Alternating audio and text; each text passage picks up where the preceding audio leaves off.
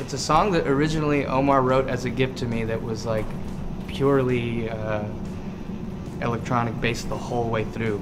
There was all electronic drums, the whole sequence was just super electronic, and he showed it to me as like, hey, you know, I wrote this for you on a plane ride, and I really liked it, and then I just sort of did a bunch of rough takes of gibberish all over it, and it was a lot of fun. And then I started getting into the mode of, you know, the term where children should be seen, not heard, and how a lot of people suffer from being under the will of parents, really, you know. And I think a lot of people tend to fail at life because they're enacting their parents' neurotic tendencies and their will, and the person that's, you know, enacting those neurotic tendencies on the child is holding the whip hand. That's what it means. I'd heard Omar play that on acoustic a bunch right when we thought we were done with the record. I kept telling him, let's do that song, and then a bunch of other songs came which actually prolonged the record even more, and then I really had a strong affinity to it. It reminded me of sort of Ejibamiasian Tagomago era Can, but when we put our stamp on it, it's a little more aggressive, and I use the term where the children should be seen, not heard, which doesn't come from Arrested Development. It's actually a known idiom that's existed for a long time that I think applies to a lot of people. It's a title I've had for a long time because I got it from a book. I know a book had it in the title, and it just sort of stuck with me, and I thought, oh, you know, rock and roll, we all sample each other's ideas. Kind of like hip-hop in the 90s. So, which is why our t-shirts are the way they are and our backdrops are the way they are, that concept. I love playing the song because only the bridge really requires me to have to really be disciplined in singing. And, you know, I'm using a lot of flower references, the way, sort of rebelling against the way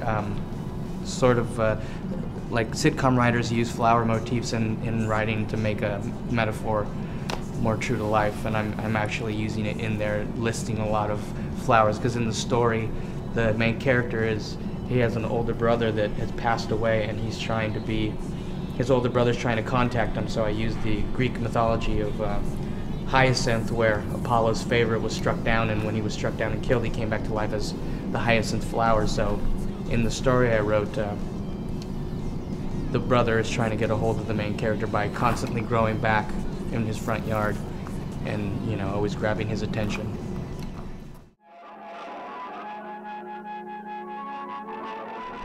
It's another song Omar was playing. I know Juan called it his Joni Mitchell song, but then when we got a hold of it, it came off a little more My Bloody Valentine or something, I guess. And I think it's one of our most direct and just a breath of fresh air for us. I really like that song a lot. It has a lot of, I guess it has a lot of heart, at least from my standpoint.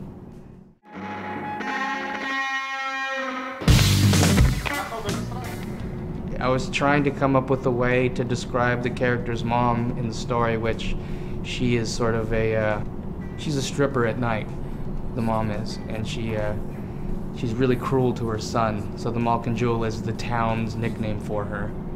I think I remember my first attempt at it was really loud, the verses were really loud, and Omar was like, you sound a little too much like Nick Cave on that. I said, yeah, you're right, and so I did it again, and I did it opposite of what people know my range to be, which was fun, and then I think it still came off a little Nick Cavey, but, you know, if anything, it's an unconscious homage to the Grinderman, and, you know, even the way our managers point out it, it's almost like this quote of Alice Cooper, and it's just one of my favorite songs. I literally kicked out all the lyrics.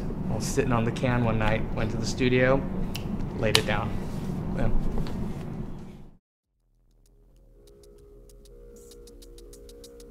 Lapachka is a Russian term of endearment. It means like, you know, like cutie or dear one. You know, it's a term of affection, and I use it for the song because it's how the mom sarcastically calls her son, because they're so at odds with each other, and he has this sort of He's a lot like the character Ignatius in what's it called, Confederacy of Dunces, and got a little bit of Holden Caulfield in him, and he's just a little sarcastic asshole. So every day that he interacts with his parents is, you know, difficult for his mom. So his mom calls him Lapachka, sarcastically.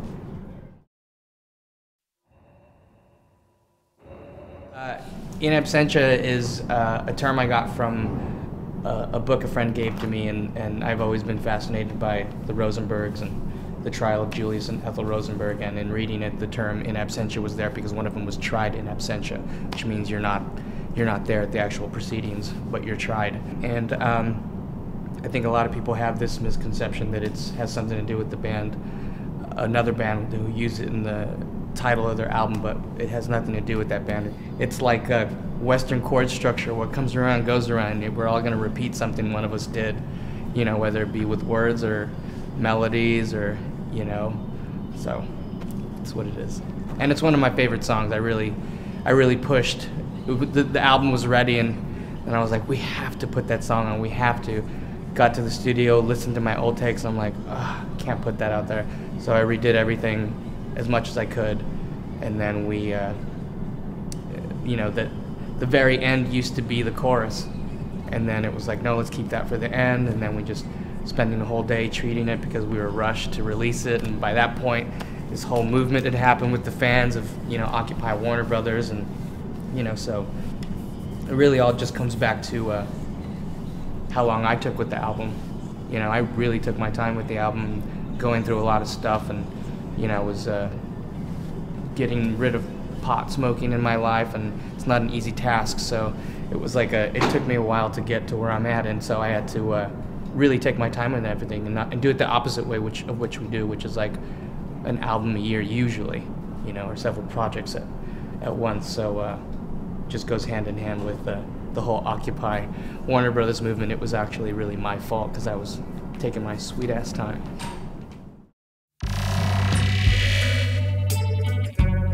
It's one of like the more like song orientated ones, a bit softer. It started off acoustic, and then all these treatments later it became this sort of hybrid sort of pop song. So it's kind of like where we left off with like a song like Copernicus, and we just sort of turned it into this modern version. And now that D'Antoni's in the band, it's like it's realized even more to be able to reproduce something like that live with the drums and not come off stale like some sort of quantized, you know, drum machine beat.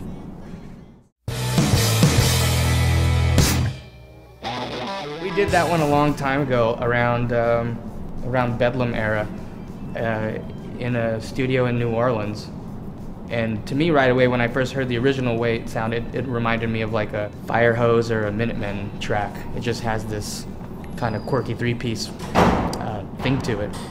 And then it started becoming more and more its own thing, and became what it became, you know. I use the story and myth of Moloch as sort of like the boogeyman for, you know, for kids, which is actually the parents in the story.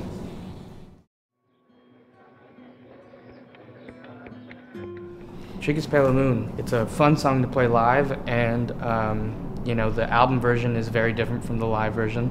The album version is very short and concise and ends after the song ends. And then live we stretch it out at the end, and it becomes this sort of, I don't know, Silver Apples style jam. And yeah, to me it's the sound of what his parents make him do at night, the main character. And they don't make him do very nice things at night, and he doesn't remember them.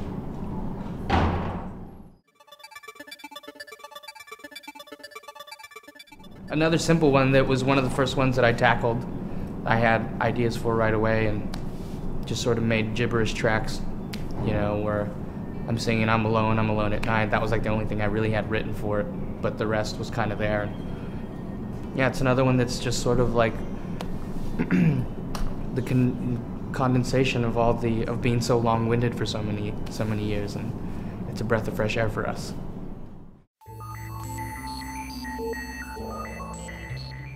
I really have fun playing that song because it's fun to scream the little pre-choruses of Do You Think I'll Fold. It's hard to hit and it's fun. It's a good challenge. That one I'm back to my old ways, being really long-winded and using a lot of complicated sayings, and which is just a hard thing to break from.